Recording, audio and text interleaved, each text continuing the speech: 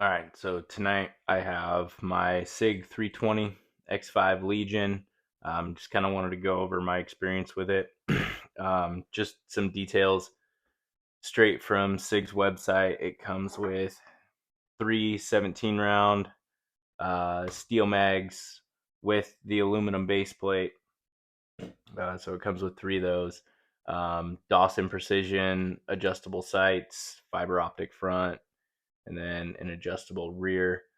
Um, it's 8.5 inches for overall length, 1.6 inches wide.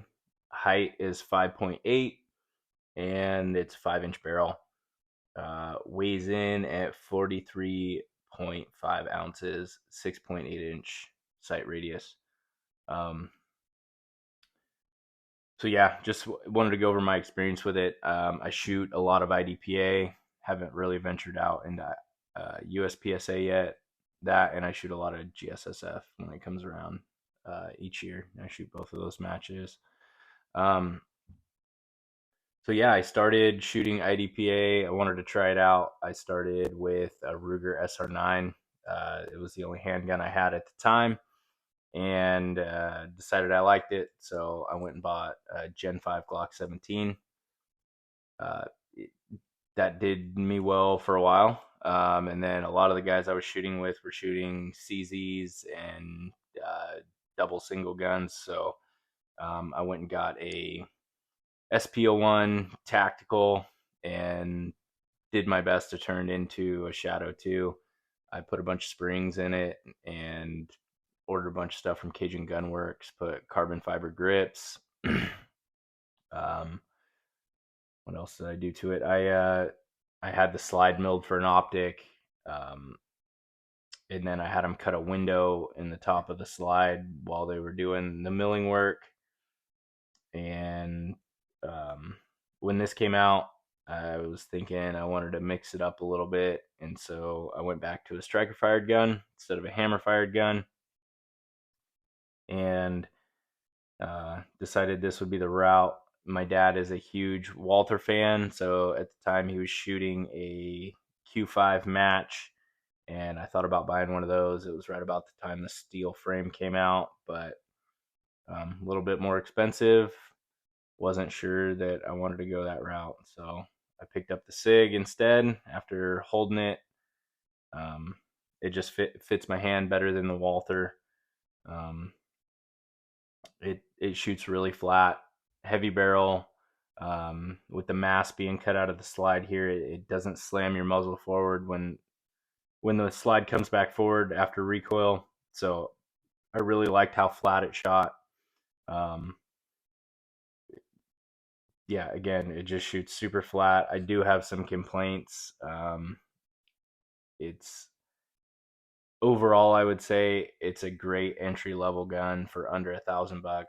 I don't know that you can beat that when looking at the Walther or some of the other competition guns that are out there. Like, I mean, you look at the Masterpiece Arms 2011, and it's $3,500 or whatever. So for $1,000, I don't think you can go wrong.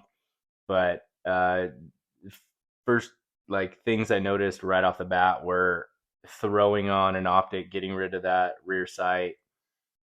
Your dot sits way above your hand. It's got a very high bore axis, especially compared to the CZ. The way the CZ is designed, the way the slide rides down inside the frame and not on top on your frame rails. So that was the biggest adjustment for me, is getting used to not having my dot sit right over my hand. But that's just a learning curve. That's something you can just, with dry fire and lots of shooting, you can get used to, and it's not that big of a deal. Another thing is seating the mags. The mag sits flush inside that flared mag well, so you really have to drive it in and make sure it goes in. Um, I haven't noticed any issues during matches. I think it's just because I'm moving fast and really slamming it in there. But I have noticed during dry fire on occasion, if I'm not seating it perfectly, it won't go all the way in, and you gotta make sure you press it with your palm. My dad actually runs one of these also, along with his Walther, and he's had that issue a few times. He's got bigger hands. I don't know if that's the problem or not, but I've got kind of small hands. I wear medium gloves, so um, that and the reset on the trigger. Um, right now, I initially noticed that the reset's really long. It it is crisp, but it's really long, and I was short stroking the trigger. Things on like bill drills and some stuff like that, I would find myself getting out of cadence because I wasn't letting the trigger out far enough to reset and then short stroking it. And that was a big complaint of mine when I initially got it. But then I bought a Apex short reset kit. It was just a little bushing, little plastic bushing, and another part. Don't remember what else it came with. It was super easy to put in. Took like 10 minutes. Um, I think I paid $80 for it. I don't know that it was worth it. I still find myself short stroking the trigger on occasion, and I don't know if you can see this, but here's the trigger pull. It shortened the pull and then shortened the reset. So not too bad. I mean, I've obviously played with worse. And then one thing that kit came with was an over travel stop. So once the trigger is pulled, it stops. It doesn't over travel any further back to the frame before it cycles again and you start your reset. So that was one feature I really liked about it, but again, I still think the reset's too long. I don't know if it's because hand size or what, but that's still just an issue I have with it.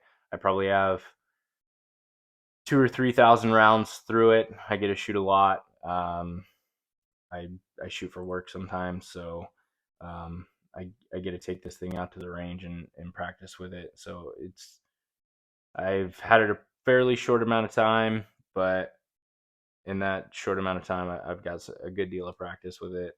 I don't think you can go wrong for, like I said, under $1,000. I think I paid $970 for it, and then it comes with the soft case, 3 mags. I think the challenge coin or whatever they call it, and so yeah, it's done me good so far. I put the Holosun 507C X2 on it. Um, it's nothing special. I usually just run the dot. It's got the dot, the circle, and then the circle dot. I normally just run the dot. That's what some of my other guns have on it. So I try to stay consistent throughout all my platforms. It is big. Anybody I hand this to picks it up and just is like blown away at what a tank it is. Like I said, weighs 43.5 ounces. The weight limit for IDPA and carry optics is 45. I think after I took the sight off, I believe it's an aluminum optics plate and the optic on there, came in at 44 and change. So it's right under the weight limit. So it's pretty heavy, but it also makes weight for what I do. So, yeah, no issues there. I think compared to my CZ, it's a little bit heavier, which is nice. But it is a tank. I do like the grip on it. Again, small hands, so it leaves a lot of real estate on the grip for my offhand to make contact with it to reduce recoil when it comes to like leverage and friction. So I get lots of friction on there, and then I'm able to ride up pretty high to bring that leverage point of the recoil further forward on the gun rather than being down here and having that pivot point for the recoil being back here. I try to ride further out. So this gun allows me to do that. That's how I shoot all my guns. I have the 43X there. I shoot it the same way. It's just a little more difficult. Kind of have to modify your grip to make that happen. But uh, yeah, I think if you're looking to get into competition shooting, this is a great starter gun. There's lots of other stuff out there to choose from, but like I said, under $1,000, 3 17-round mags and adjustable sights. I don't think there's much more you can ask for. The mag release protrudes enough. I don't have any issues hitting that. I do have to adjust my grip to hit it, but I never have an issue finding it. And then your slide stop, slide release, whatever you want to call it, it protrudes it out a little bit. I think it's just enough. The only issue I've had is doing mag changes. If I'm too quick on it, I will close the slide before my mag's all the way seated and it doesn't pick up around. But again, that's timing and user error, nothing to do with the gun. But yeah, I just wanted to give you my impressions of it coming from CZ and Glock. I shoot a lot of Glocks. I've probably put 10,000 rounds through a Gen 4 Glock 17. And then I have my G45 and 43X, and I had another Gen 5 17. So I've shot a lot of Glocks, but I think this is a much better gun, especially for competition. I know people win major matches with Glocks, so I mean, I'm not saying you can't, but if you're looking for something a little more fancy, a little more fun, something that's big and heavy, I think this is a pretty good choice.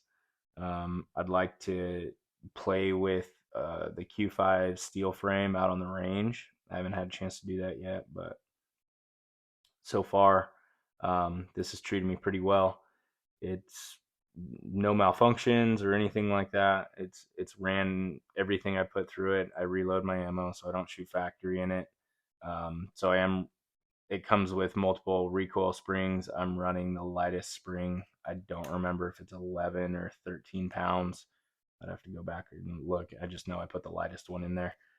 But yeah, other than that, no issues.